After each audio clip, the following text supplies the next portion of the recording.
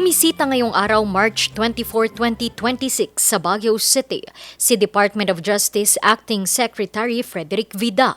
Kanyang pakay, pagpapakilala at pag-iendorso sa itatayong opisina ng Department of Justice Cordillera sa lungsod. Ito yung isa sa mga utang ng DOJ, no? So other agencies have already established it. So we're playing catch up here, no?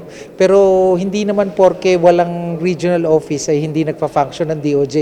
We were functioning the past but through Region 1 and Region 2. But now with the establishment of the office, i-disaggregate na namin para mas makatugon tayo sa pangangailangan ng ating kababayan, no? Malaki daw ang maitutulong nito sa paghatid ng serbisyo ng ahensya. So basically, magkakaroon ng 8 opisina rito, no? 6 na probinsya, 6 na provincial prosecution offices, no? 3 galing sa Region 1, 3 galing sa Region 2, at 2 city prosecution office, no?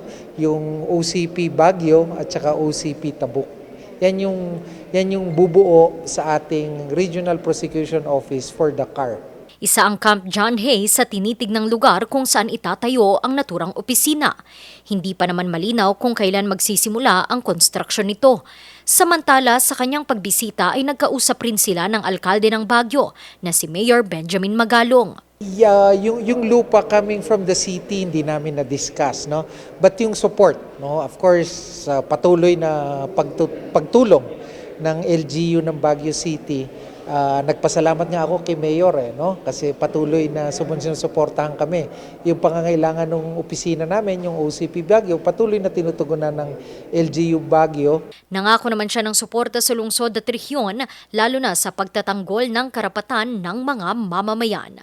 Randy Guzman, RNG News.